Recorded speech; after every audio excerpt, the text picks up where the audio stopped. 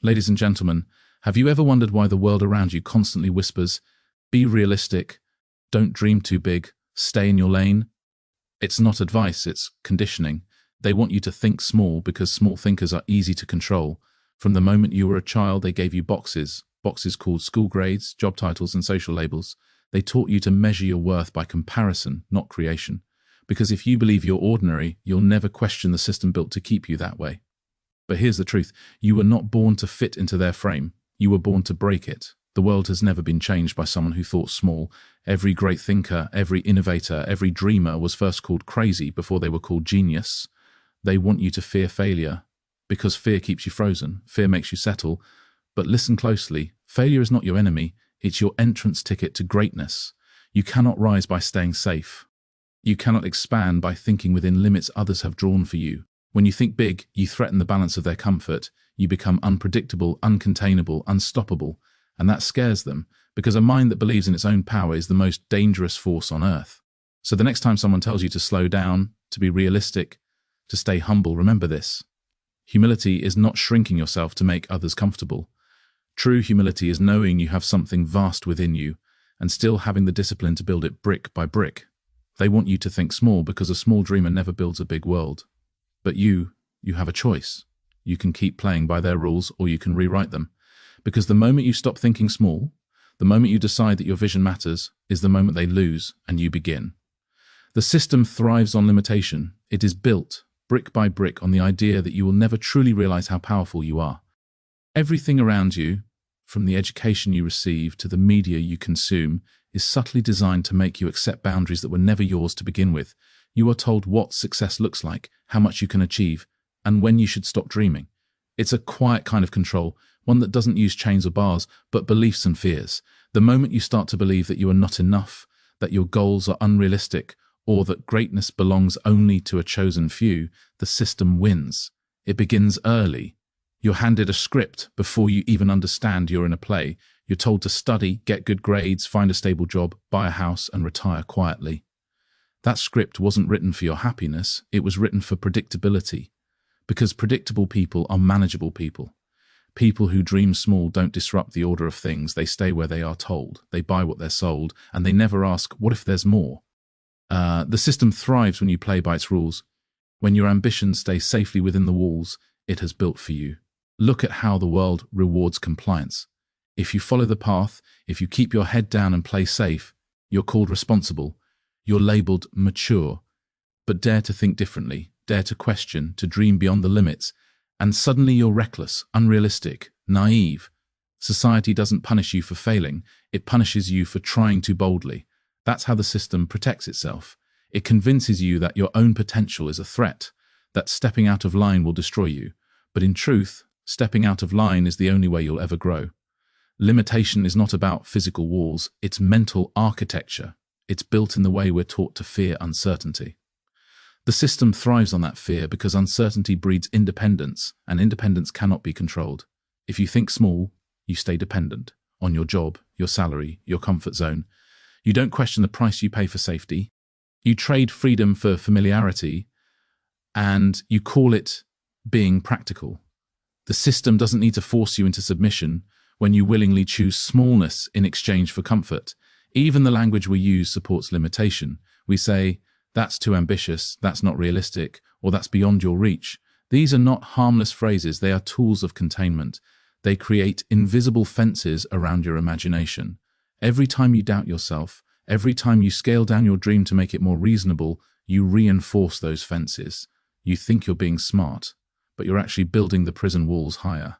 The system has done its job so well that you become your own gatekeeper, guarding yourself against your own potential. But have you noticed? The world doesn't move forward because of those who play it safe. It evolves because of those who refuse to accept limits. The ones who question the system, who dare to see beyond it, who believe they can create something better, they are the ones who bend reality. Yet even their stories are repackaged by the system. Their rebellion is turned into inspiration quotes, their courage turned into content, their defiance into digestible lessons. The system learns how to sell you even your own liberation. That's how deep the limitation runs. It turns freedom into a product. Every time someone tells you that you can't, it's not about your ability, it's about their control. The smaller you think, the safer the system feels, because a small thinker will never question the rules, never demand more, never see beyond the illusion. A small thinker works hard, pays taxes, obeys orders, and dies quietly. The system thrives not by suppressing you violently, but by convincing you that you're already free while you remain firmly inside the box it built. The truth is, you were never meant to think small. The human mind is designed to expand, to explore, to create beyond its environment. But every time you shrink your dream to fit the world wins. The system breathes easier when you don't. It wants you chasing comfort instead of courage, validation instead of vision, approval instead of authenticity, because the moment you stop believing in limits, the moment you realize that the rules were written by people no smarter than you, the system begins to crack. And that's what it fears the most. Not rebellion, not chaos, but awareness. The awareness that you were never powerless, that the ceiling you thought existed was never real.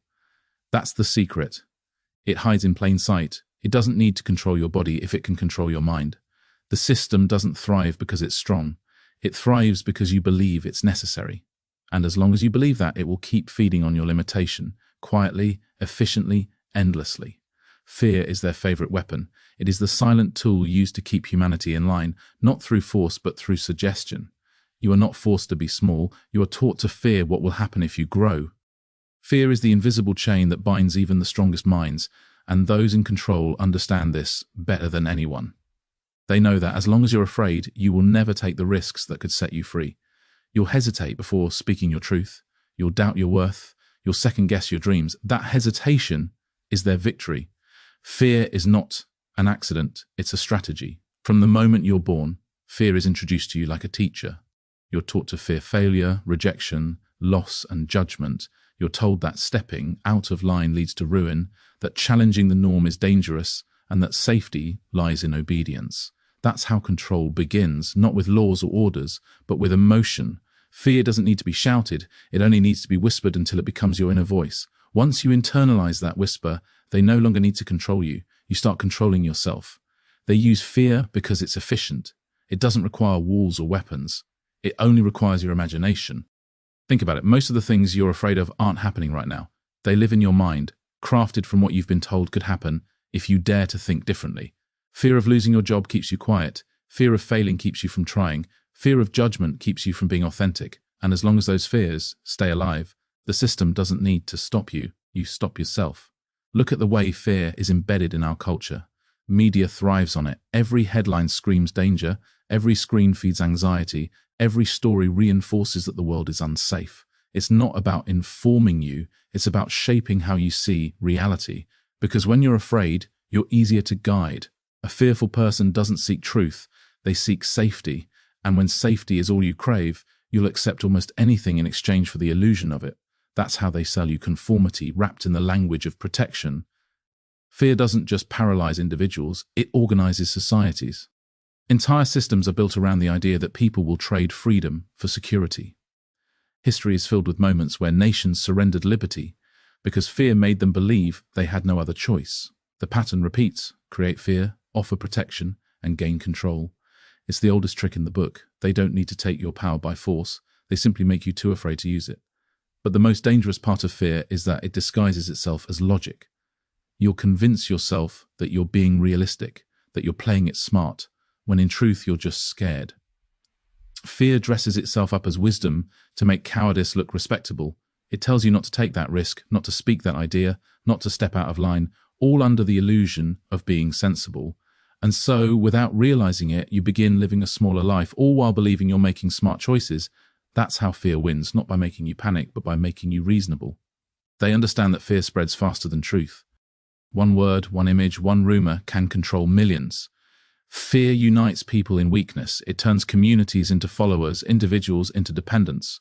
The moment people are afraid, they stop thinking clearly. They look for leaders, for saviors, for authority. And those in power are always ready to step in and say, "Trust us, we'll protect you." It's a transaction, your freedom for their control. And it works every single time because fear clouds judgment more effectively than any law ever could. In your personal life, fear shows up in quieter forms. It's in the opportunities you didn't take, the words you didn't say, the dreams you delayed. You justify it by saying the timing isn't right or I'm not ready yet. But beneath those excuses lies the same weapon, fear. The system doesn't need to scare you with threats when it can scare you with self-doubt. You become your own warden, guarding yourself from a freedom you secretly crave. The most powerful prison ever built has no walls. It lives inside the human mind. That's why fear is their favorite weapon. It doesn't destroy your body, it destroys your belief in what you could be. It convinces you that failure is fatal, that judgment is unbearable, that uncertainty is dangerous. But fear is not the truth. It's the story they tell to keep you from writing your own. Every time you obey that story, the weapon works. Every time you question it, it begins to lose its power. And that is why they keep sharpening it, because as long as fear rules you, freedom never will. Small thinking creates big control. It's one of the most subtle yet powerful mechanisms that shape society.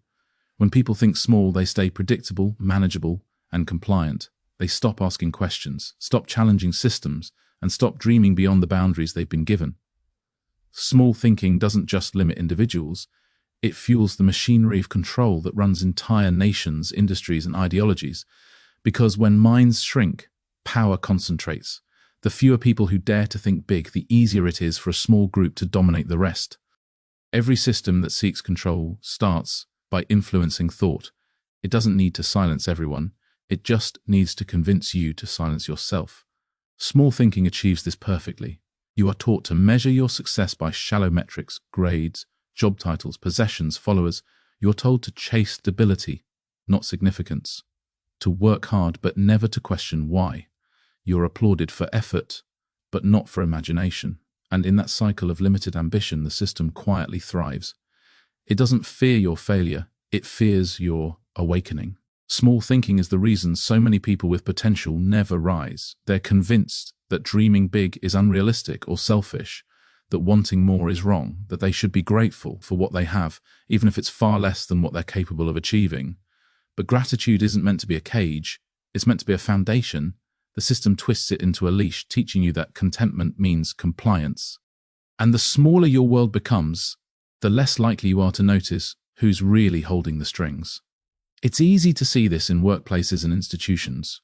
People are encouraged to specialize, to focus narrowly, to follow orders. Stay in your role, they say. Don't overstep. But those words don't just keep you efficient, they keep you obedient. The moment you start thinking beyond your assigned lane, you threaten the structure.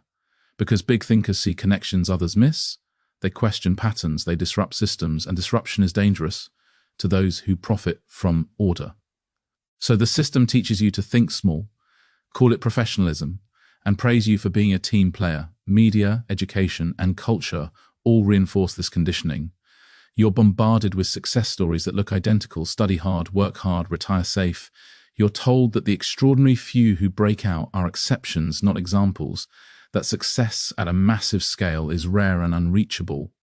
It's not that people lack talent, it's that they've been trained to believe their dreams are too big for their place in the world. The message is clear: don't aim too high, don't question too much, and don't dream too loud, and it works beautifully for those in control. Small thinkers don't start revolutions, they don't challenge monopolies, rewrite systems, or build new paradigms. They remain consumers, not creators, employees, not entrepreneurs, followers, not leaders.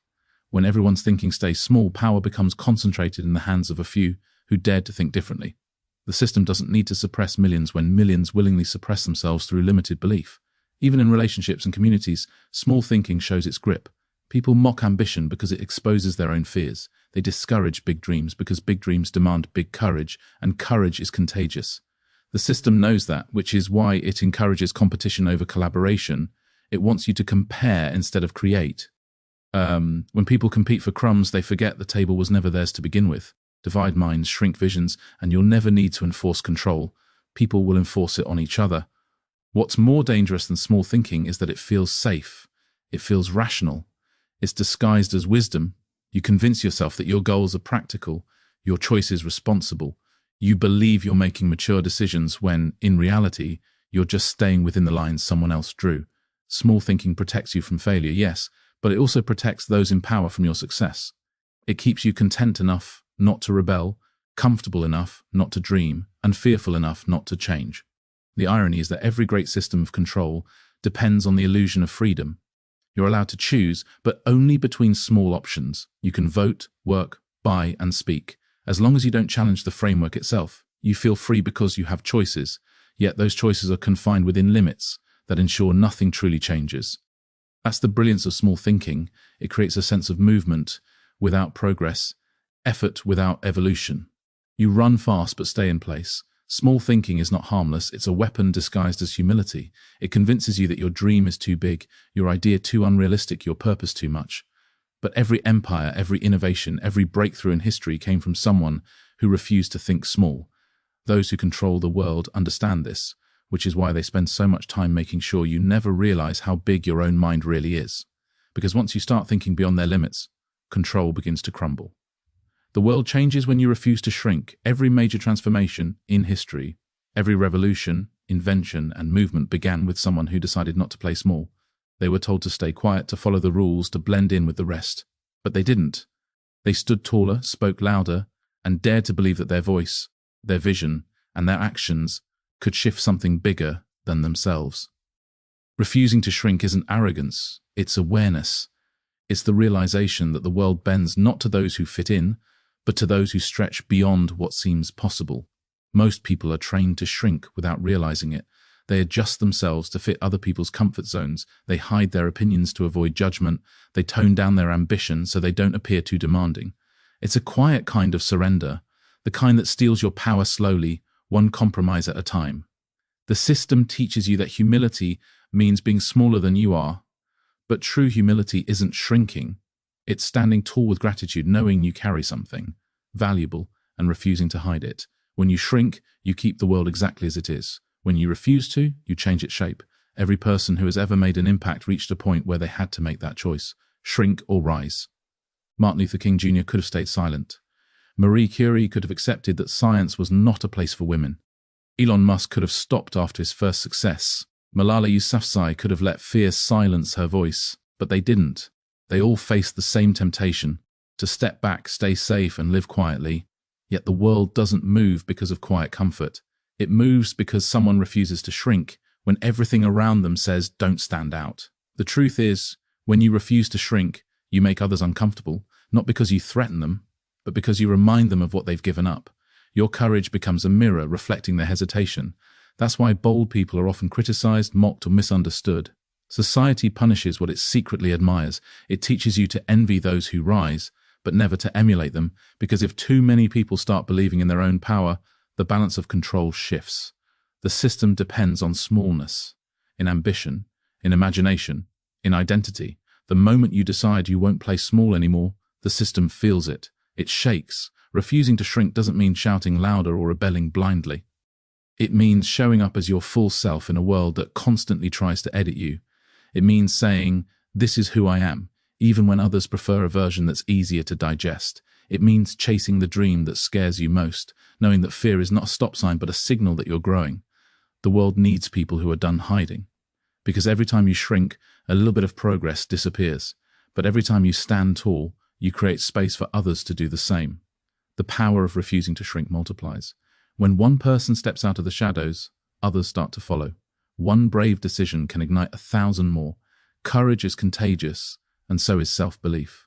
Think of every great movement: civil rights, independence, technology, art, science. None of them began with the majority. They started with one or two people who were tired of being told what couldn't be done. The rest joined later, inspired not by the system, but by the example of someone who refused to shrink. When you refuse to shrink, you change the story. Not just yours, but everyone else's too. The child who watches you go after your dream learns that they can chase theirs. The colleague who sees you speak up finds their own voice. The community that witnesses your courage starts to question its own fear. The world doesn't change because you tell it to. It changes because you live differently within it. Refusing to shrink isn't about rebellion, it's about permission. You give others permission to expand simply by expanding yourself. But make no mistake, the moment you refuse to shrink, resistance will meet you. The world has always resisted change. You'll be told you're unrealistic, arrogant, or impatient.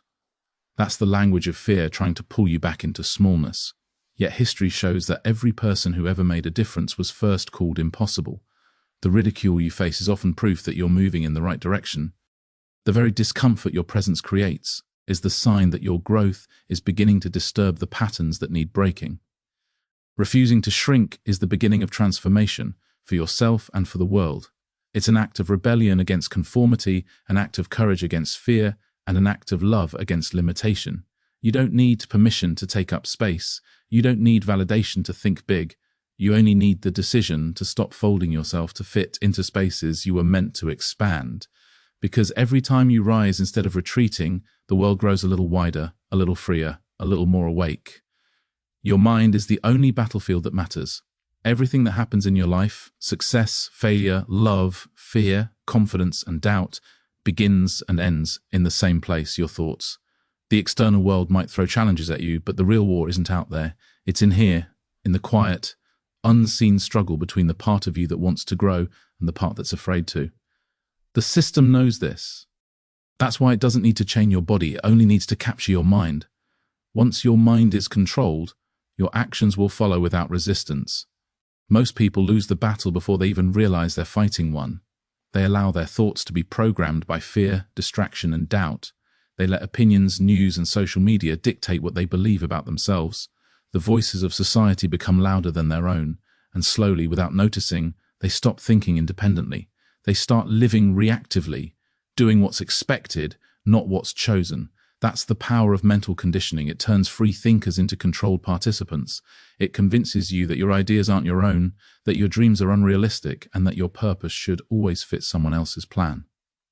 The mind is where control begins because it's where perception is formed. You don't see the world as it is, you see it as you are. If your mind is filled with fear, everything looks dangerous.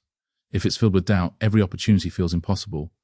But if it's filled with clarity, courage, and vision, the same world looks like a field of endless possibilities. That's why every form of power, political, social, or economic, invests in shaping how people think. They don't need to rewrite your reality, they only need to rewrite how you perceive it. Control perception, and you control behavior. The greatest trap is believing that your mind is free just because no one is forcing you.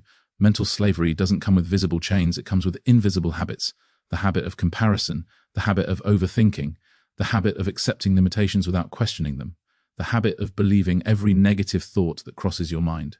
You can't fight a battle you refuse to see.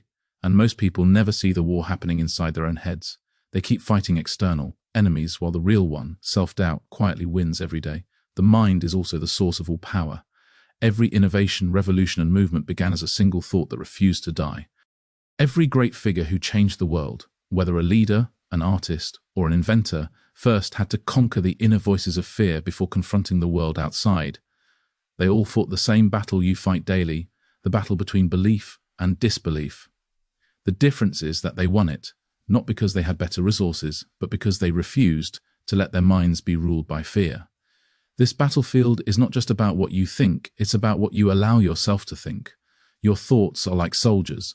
Every time you feed fear, you strengthen the enemy. Every time you focus on courage, discipline, and purpose, you build your defense. That's why the mind must be trained. It must be guarded. It must be disciplined as if your life depends on it. Because it does.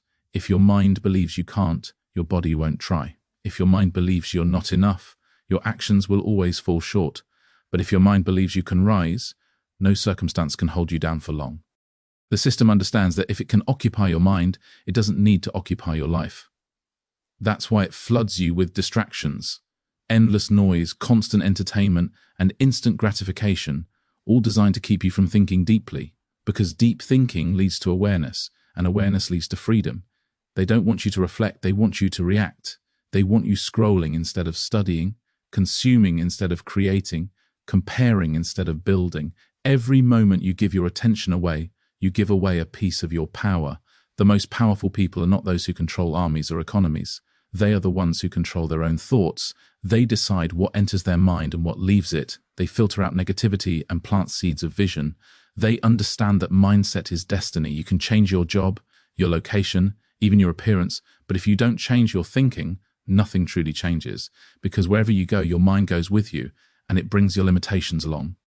When you start mastering your thoughts, the world begins to shift in your favor. You stop reacting emotionally to every challenge. You stop believing every lie about what you can or cannot do. You begin to see through manipulation, fear, and illusion. You understand that your peace, your success, and your growth all depend on one thing, the state of your mind. And once you realize that the only real war is the one within, you stop wasting your energy fighting everything outside. The external world becomes a reflection of your internal victory. Your mind is not a playground, it's a battlefield. Every day you either conquer it or it conquers you. Every thought you choose either liberates you or limits you. The world around you may not always be in your control, but the world within you always is. And when you learn to master that inner world, nothing, no system, no fear, no obstacle can ever master you again. So guard your mind like it's sacred ground, because it is. The wars of the world will come and go, but the war within you decides everything. Every battle you win inside your head echoes out into your reality.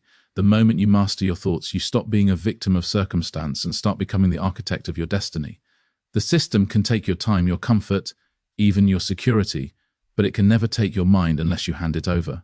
Protect it, feed it truth, train it with purpose, because the one who controls their mind controls their life. And when you finally rise above the noise, when you silence the doubt and listen to that quiet, powerful voice inside you, you'll realize the truth that changes everything. You were never fighting the world. You were fighting the limits inside yourself. And the day you win that war, the world will have no choice but to follow.